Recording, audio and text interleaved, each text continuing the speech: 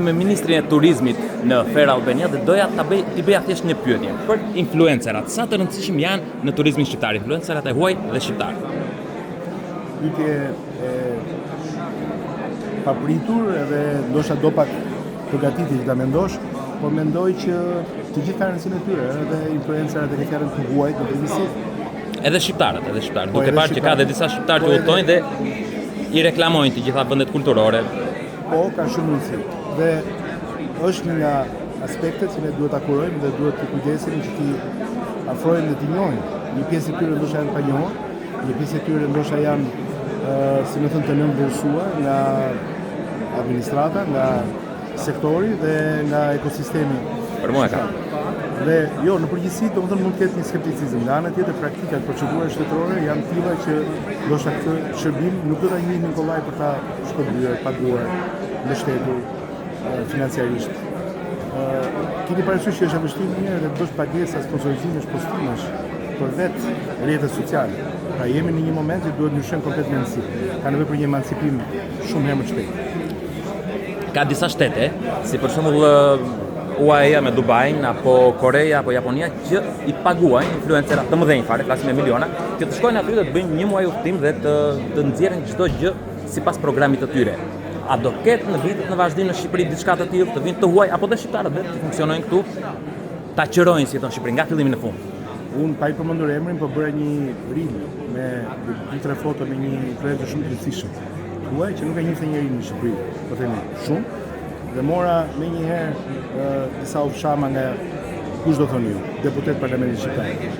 Se që pun kisha unë me një njëri aq famshëm për rrjetet sociale, në kohë që unë isha ministër turizmi dhe ishim në Riyadh. Pikërisht në një konferencë, në një kongres të madh të Kombeve të Bashkuara për turizmin. Pra domethënë, këtu duhet punuar shumë edhe me tregun përgjithësi, edhe me median, edhe me mentalitet shoqëfola, që të kuptohet se cili nga këta nuk i ka kot ato likes, nuk i ka kot ato followers, pra ka dhënë, ka investuar, është interesant, ndiqet e tjerë, mjafton kaq për të qenë automatikisht i kualifikuar si i denj për të promovuar gjithçka që ne mund të promovojmë, qoftë nëpërmjet pamjes apo thjesht prezencës tij të saj, apo qoftë nëse ai e njeh Shqipërinë me vërtetë dhe e do Shqipërinë dhe vlerëson prej vërtetë. Që do të thotë pastaj që do duhet i ftojmë, do duhet bëjmë shumë fan tours, do duhet kemi më shumë ndërveprime me ta, dhe duhet jemi ta thash, duhet jemi më të shkafët, më të zhdërvjellët në të drejtim. Më të updateuar. Në këtë moment, me thënë drejtën, të paktën në situatën që jemi, nuk jemi aq sa duhet të drejtim, prandaj dhe po bisedojmë tani bashkë, prandaj dhe kur më bën kollab kënaqësi, dhe prandaj dhe nuk është interesi im politik apo personal, por është sepse sektori ka nevojë shumë për vizibilitet. Dhe ne vuajmë mungesën e vizibilitetit, njerëzit janë të lodhur nga mesazhet politike, njerëzit janë të lodhur nga propaganda themi qeveritare, duan një content, një përmbajtje më të vërtetë për historinë që duan shohin. Dhe sot jetojmë në kohën e swipe-it që është pak më shumë, pak më pak se 10 sekonda. Dhe duhet në 10 sekonda të kesh transmetuar diçka interesante, për ndryshe të fshin dora e çdo kujt.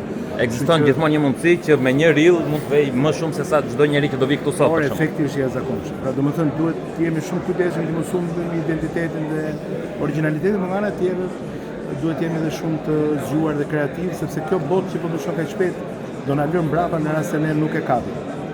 Pra dëshira ekziston, të paktën nga disa persona në të gjithë pjesën, edhe nga qeveritar, po edhe nga ata që duan vetë, pra hotelet të gjitha, mundësia ekziston, por thjesht nuk jemi gati për momentin sepse nuk ka formula të posaçme që të themi shiko, ne duam X kaq dhe do i paguajmë sa do japësh 10 euro apo 10 miliona apo nuk ekziston. Në fakt kjo që thet, për mua është një shënim tjetër nga Panairi, që është për turizmin, për të parë që dhe procedurat të përshtaten. Sepse kjo pastaj do dhe procedurë. Dhe njerëzit duhet të kujdesen që bëjnë punë të mirë. Në administratë punët duhen bërë mirë, se kohët që jetojmë janë kohë të vështira. Pra duhet të jemi transparent dhe duhet të bëjmë punën të mirë. Të blejmë atë që është më e rëndësishme për blerjen në rast shërbimet e një influenceri, ne mund të rregullojmë ndoshta të cilët influencer blejnë. Mund t'i kategorizojmë, mund të kemi një shortlist, mund të kemi një numër emrash të cilët janë të vërtetuar, që janë vërtet të rëndësishëm për ndjekësit e tyre, që mund të ishin në interes për Shqipërinë, për shembull. Kështu që ndoshta kjo do një tjetër takim, një tjetër dëgjes me një grup njerëzish që të marrin më shumë vesh nga ky aspekt. Bëhet, por jo sot domethënë. Faleminderit shumë. Ju uroj gjithë të mirat vazhdim.